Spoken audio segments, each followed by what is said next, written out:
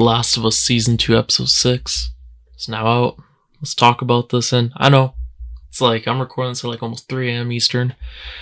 It's been a long day, man, to say the least. It's been a long day.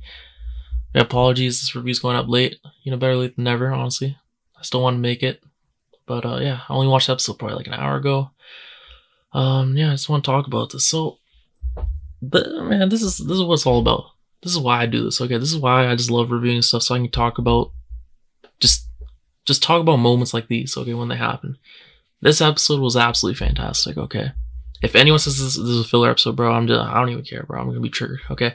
I'm gonna be absolutely just raging at them. This episode was great. This episode, honestly, oh my god, man.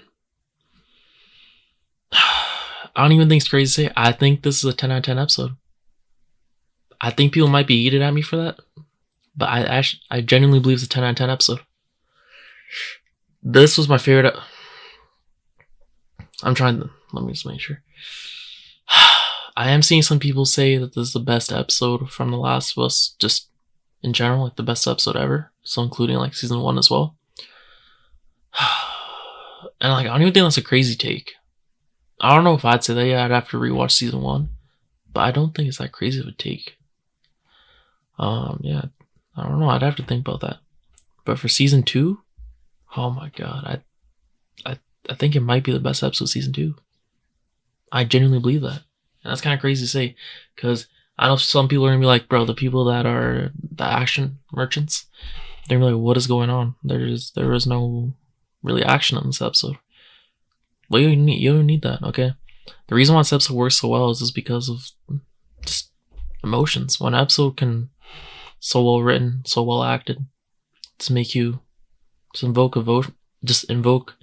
emotions out of you. It's just, I don't know, it's wonderful. It's a wonderful thing to see. And that's what happened. Like, I don't even know how to say it. It was very, I don't know, just a beautiful episode, honestly. And I'm talking so like somber. I don't even know the word.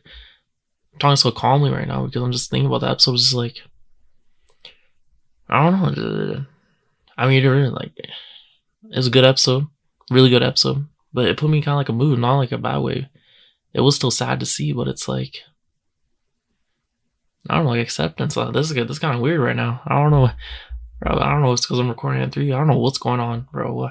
I don't know why I feel like this, but the episode was really good. Especially, let's talk about it, the porch scene. It's kind of like, if you watch my Hurry Up Tomorrow review, it's kind of like where the movie itself recontextualized a whole bunch of the songs from the album. So when you go re-listen to the songs from the album again after watching the movie, it's like it gives a whole different perspective. And that's exactly what this episode was. I know they do this in TV sometimes, like episodes like these afterward, like the same way. But this just hit. This hits. This is why I get it now. This absolutely worked. Just seeing Joel, seeing Ellie, just knowing what led up to what happened exactly. Kind of see why Ellie's mad, but still, I'm still on Joel's side. I don't know. I don't know if that's messed up or not, but I'm still on Joel's side. I'm just Joel supporter, but I can definitely understand why Ellie feels the way she is. It's kind of like, I don't know, kind of torn apart about it, but yeah, it all goes to the porch scene. Man, it all goes there. That scene, let me just get right into this, bro. I feel like I've been waffling. What's it been, like 4 minutes? That porch scene, it was just so well acted. Because when we originally got that scene in whatever episode it was it 1?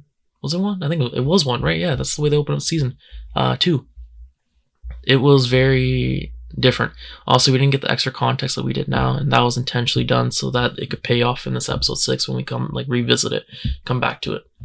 And I know some people are just not going to like the fact that we didn't progress the story, but look at the point where we were left off in episode 5. You knew that it was only going to build up to the climax. Like the next episode would have to be the final one, like the peak of it. Yeah, just look at the way she killed Nora. We all know everyone is going to be after Ellie now. Okay, we know that it's not going to be safe. Okay, there's literally just enemies everywhere. There's ops everywhere. Okay, this is not safe. It's not safe. She's gonna have to fight everyone. Okay, And I saw, I literally saw the teaser. I saw the teaser for episode 7. Okay, and I'm not gonna like go into spoilers or anything, because in case you like haven't seen it or something like that, or just don't really want to know about that. Or bro, there's no. I don't know why I read the comments of it. I don't know why. Okay, just do not read the comments. Okay, you're gonna get spoiled if you don't know what's going on. Okay, it's very unfortunate. I didn't even think anything of it. I'm like, oh wow, that's nice. Okay, that's a nice thing they put in the trailer or teaser. And nope. Now it's just turned into a very sinister, sad thing, okay? To say the least. But anyways, yeah. It's acting by Pedro Pascal and Bella Ramsey was absolutely fantastic this episode. Especially in that porch scene. But the entire time I was feeling so torn, just like gut-wrenched. Honestly, that's the best way to describe it. This throughout. Because you're seeing their relationship slowly dismantling, I guess. That's the best way. When they first arrived at Jackson, how they're just, everything's going so well. And you slowly see Ellie also growing up, evolving, like changing how every person does when they grow up, especially during their teenage years. And then she gets the resentment for Joel. And just, yeah. And obviously, Joel, he did some things well that he shouldn't have, right? But, yeah, everyone makes mistakes. It's a very sad episode, but honestly, it's good messaging. And then we also find out that now it makes sense from last episode as well. Was the last episode? Yeah, when Nora literally told Ellie, Joel did this, and she's like, I don't really care. It is what it is. It's like that meme. And then I'm like, damn, that's thuggish. But no, now we found out why, because she already knew. Because she gave Joel the ultimatum: if you don't do this, I'm cutting you off. Okay, that's it. That's the nail in the coffin. Okay, if you lied to me again about what actually happened. So she forced Joel to tell her truth, and she was just crying. And I'm like, this could go one or two ways. I'm like, she could just really be like, yeah, no, I'm still dipping. We're done. It doesn't matter. But she's like, oh man, how am I supposed to forgive you after this? And then she's like, pretty much, I'm gonna try. And that was kind of like the olive branch there. And no, it's just, I literally can make such a good episode. It was so well written, everything about it, the direction, and especially like those scenes where they're when Ellie's younger, near the beginning, their time at Jackson, and they're just going like the astronaut thing. Man, God. And then you see, obviously that was great, and then the whole thing with I'm forgetting the name, but the device, the Sony device or whatever. Obviously listen to the tape in there, and then she's just chilling. I don't know, it was such good, I don't know, writing. I don't know what else to say. And then we also get to the other parts where Ellie's growing up. She's in her teenage years, or like the starting of it, and we just see the beginning of the end of the relationship essentially. And then we see, obviously, Joel. There was some violence in this episode because Joel had to end the guy. I'm sorry, I'm forgetting his name. Okay, my bad. I forgot his name. What was his name? But we find out that he was the husband of the psychiatrist, bro. That was insane. And Ellie just snitched. Like, are you kidding me? She snitched on Joel. She was so livid. But like, you get why she snitched, right? They talked about that. That was the whole point. Like before that, and then they pretty much tied the way what happened there into why Ellie pretty much just have resentment for Joel from then on. And that was like 9 months later. And then it builds on, adds extra context into the whole thing with what's the name? I want to forget his name. Scott? Is it Scott? I think it's Scott, right? I might be wrong. Forgetting. But yeah, until the whole situation there went on was it New Year's Eve party, I think.